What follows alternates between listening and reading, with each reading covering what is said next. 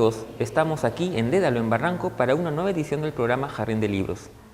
Rodeados de las luminarias del rock and roll, tendremos la presencia del poeta y escritor peruano Jerónimo Pimentel, quien viene a presentarnos justamente su más reciente novela, Estrella Solitaria, canciones escritas para ser cantadas por Nacho Vegas, ¿no?, en alusión al músico español. Es una novela publicada por el Fondo de Cultura Económica y tendremos justamente a Jerónimo para hablar de ella.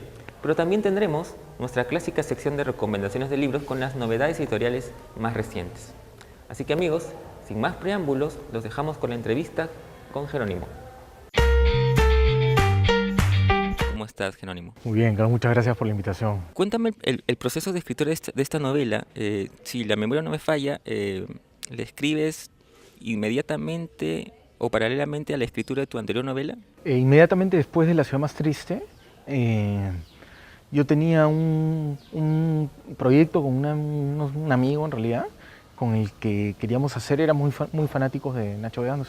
Estamos en una etapa en la que estamos escuchando mucho su música y queríamos hacer una suerte de juego que consistía en hacer un libro de canciones, un libro apócrifo, por supuesto, de canciones de Nacho Vegas, un poco imitando su estilo, ¿no? Y nos pusimos en eso, escribimos varias letras, bueno, yo las escribí en realidad, y como tantos otros proyectos, ese proyecto quedó en nada, no prosperó, pero yo me quedé con algunas canciones y algunas letras me parecían como que podían funcionar, ¿no? Me parecían logradas, pero también sentía que le faltaba, digamos, algún tipo de historia, ¿no?, que les diera sentido a lo que había sido ese proyecto, ¿no? Entonces, a partir de esa necesidad narrativa, empecé a crear esta novela, esta pequeña novela, en la que cuento justamente el proceso de creación que tienen dos amigos y bueno, aprovecho un poco para hacer, no sé si sería una novela de aprendizaje tardía o una novela rockera o un poco tratando de explorar también los aprendizajes emocionales que tienen estos dos personajes en esta búsqueda de negar su adultez, ¿no? Son un poco, yo creo que de eso trata un poco el libro al final, ¿no? Son dos personas que no están insertadas, no les gusta trabajar, que no logran tener relaciones más o menos sanas o higiénicas con las mujeres. Claro, eso te iba a decir. De alguna manera la novela gira en torno a la amistad, sí, pero también me parece, como lo acabas de mencionar, en torno a la imposibilidad de mantener relaciones sanas, digamos, ¿no?, entre ellos incluso, ¿no? Sí, entre ellos y con los demás, ¿no? Yo creo que están como afectados, tienen como una afectación que creo que, bueno, si ya tuviéramos que jugar un poco a psicoanalizar a personajes de ficción, lo que es un poco raro, pero creo que tienen esa imposibilidad de asumir la adultez, ¿no? Hay una frase de Jonathan Franzen que a mí me gusta mucho, que es que ser adulto consiste en estar solos, ¿no? Y yo creo que ellos son incapaces de asumir el peso de sus individualidades, el peso de la soledad adulta, y están un poco aferrados tardíamente a algunas ficciones o algunos artificios de la juventud, ¿no? Como la idolatría de un músico de rock, como cierta tensión entre ellos, una amistad que es casi como una dependencia, o esta cosa endogámica que a veces pasa en las ciudades en las que se forman algunos tipos de guetos, ¿no?, en las que todo el mundo empieza a estar con todos y se crea como una comunidad cerrada, ¿no? Entonces a mí me interesaba mucho explorar ese fenómeno, porque lo he visto básicamente, y hacerlo de una manera, yo creo que desfachatada, divertida, que era lo que exigía el libro, ¿no? Otro elemento interesante de la novela es este viaje, justamente una especie de peregrinación a Buenos Aires, ¿no? Es que yo creo que toda idolatría exige una peregrinación, sí.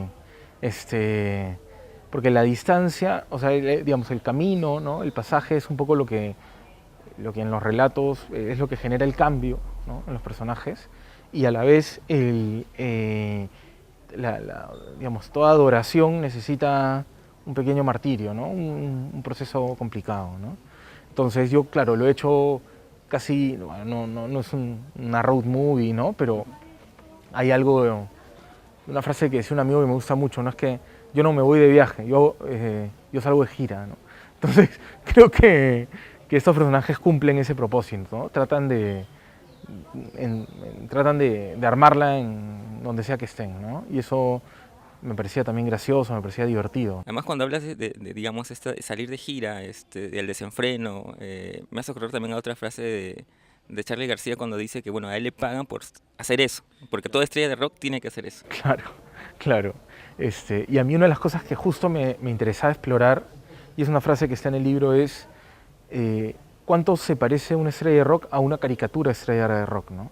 Y a veces te das cuenta que esa frontera es bien porosa, ¿no? No es una frontera muy delimitada porque digamos, la pose, ¿no? Que es una parte inherente del estrellato, ¿no? Tener una imagen pública, un personaje construido, muchas veces está completamente indistinguible de una caricatura que tú puedas hacer de eso, ¿no? Simplemente las marcas a veces son tan exageradas que la copia y el original están como fundidos, ¿no? Y a mí también, bueno, cuando el que lea el libro se da cuenta que esa idea está como explorada narrativamente, ¿no? Mencionabas el humor, lo desfachatado de la historia, el lenguaje también es un lenguaje particular, distinto a la novela anterior, que era más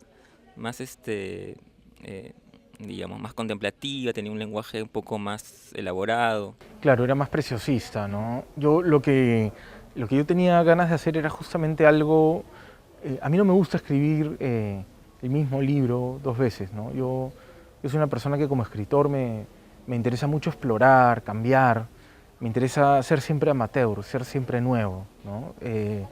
No creo que vuelva yo a hacer un libro así, como no creo que vuelva a ser La ciudad más triste, o El norte de los ríos del futuro, o Frágiles trofeos. No me interesa repetir, ¿no? Me interesa.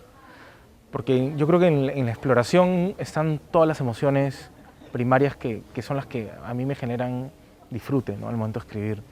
Un poco este libro es casi una reacción a La ciudad más triste, en el sentido que yo tenía ganas de hacer algo que no sea ni preciosista, ni contemplativo, ni formalmente correcto. Ya lo había hecho, ¿no? Sino algo que sea, que dentro de cierta procacidad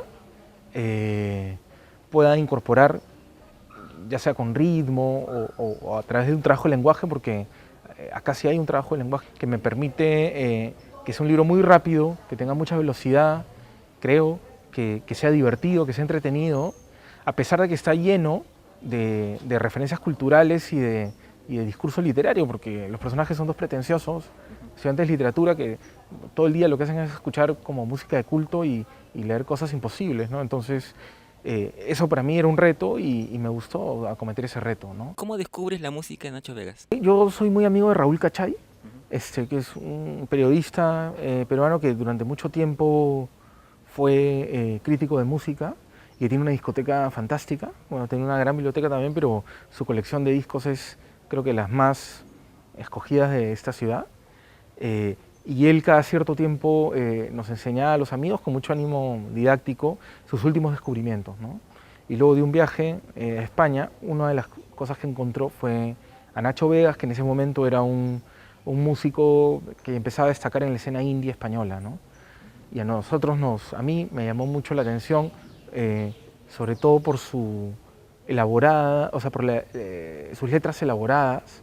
Es muy difícil, o es relativamente difícil, tú como gran fanático del rock argentino lo sabes, utilizar el castellano para el rock, ¿no? El castellano es un idioma muy esdrújulo, ¿no? Es un idioma en el que la acentuación no siempre es aguda, no siempre va al final, Inglés, por ejemplo, que es lo que favorece el inglés, y eso implica que te relaciones, digamos, de otra manera con el género, ¿no? Y a mí lo que me gustaba de Nacho Vegas es que él lo hacía sin hacer rimas forzadas ni caer en lugares comunes, y a la vez tenía mucho espíritu narrativo, sus canciones muchas eran historias, y uno sentía este acople perfecto entre lo que escucha y lo que se dice, ¿no? Que a mí me genera, o sea, me agrada mucho, de verdad. Y yo creo que hay algunos pocos músicos en el rock en español que lo logran, digamos, con ese nivel de sofisticación, ¿no? Bueno, escribe la novela y luego coincidencias de la vida, Nacho Vegas viene a Lima y puedes conocerlo. Este libro yo lo escribí en el 2011 y de hecho lo presenté a la editorial, digamos, con la que trabajé en ese momento, Alfaguara, a la vez que La ciudad más triste, porque tenía los dos libros terminados.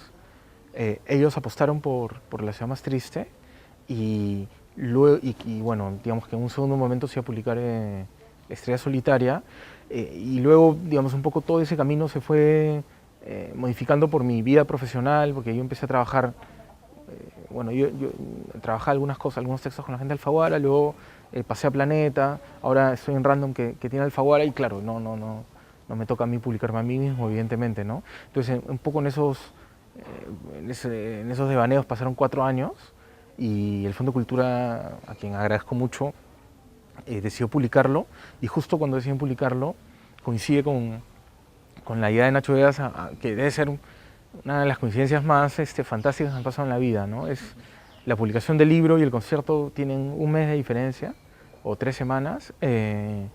Y bueno, eso me permite a mí también bueno, poder conocerlo, ¿no? Una cosa que le agradezco a él, que tuvo la gentileza de recibirme sin conocerme, ¿no? ¿Y llegaste a darle la letra de la canción? Bueno, sí, está acá en el libro, le di el libro, se lo dediqué, él me regaló su disco, canciones populistas, cosa que también le agradezco mucho y que entró inmediatamente a mi altar de fetiche. Pero lo que más me asombró del encuentro, ¿sabes, Carlos? Es que la sorpresa con la que él recibía, ¿no? O sea, porque para él la idea de que un escritor peruano, digamos, haya generado una ficción alrededor de él, o que lo tiene a él como paisaje, digamos, digamos, era muy chocante, ¿no? En un momento me dice, casi como disculpándose, me dice, bueno, espero que este libro trate más de ti que de mí, ¿no? O sea, porque tal vez sentía que yo le estaba tratando de arrebatar algo de su imagen pública, ¿no? Pero claro, debe ser extraño que alguien te dé un libro que trata sobre ti sin que tú lo conozcas, ¿no? Debe ser una cosa extraña también para él, ¿no? Pero agradecí mucho ese encuentro porque bueno, fue una cosa que es memorable, ¿no? Para mí memorable. Amigos, en la sección de recomendaciones de libros tendremos algunas novedades editoriales para recomendar.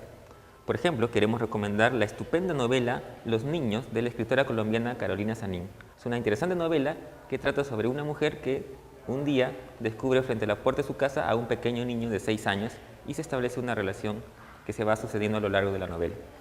Queremos recomendar esta interesante novela. Además, queremos recomendar el segundo libro de la escritora peruana Claudia Salazar Jiménez, Coordenadas temporales. Es un conjunto de relatos publicado por Animal de Invierno. Si ustedes leyeron su primera y celebrada primera novela, con este libro de cuentos no tienen pierde. Así que también se lo queremos recomendar. Y también queremos recomendar la estupenda novela del escritor colombiano Giuseppe Caputo, Un mundo huérfano, publicado por Literatura Random House. Se trata de la relación entre un padre y un hijo en medio de la pobreza, en medio de la soledad, pero que quizás tienen lo más importante, se tienen el uno al otro. Así que queremos recomendar esta muy interesante novela que además está escrita en un lenguaje por momentos lírico que se hace entrañable. Eso es todo, amigos. No se olviden de escribirnos a nuestro correo electrónico que aparecerá aquí, además de suscribirse a nuestro canal en YouTube y de seguirnos a través de nuestras redes sociales como el Facebook, el Twitter y el Instagram. Y con ustedes será hasta el próximo programa.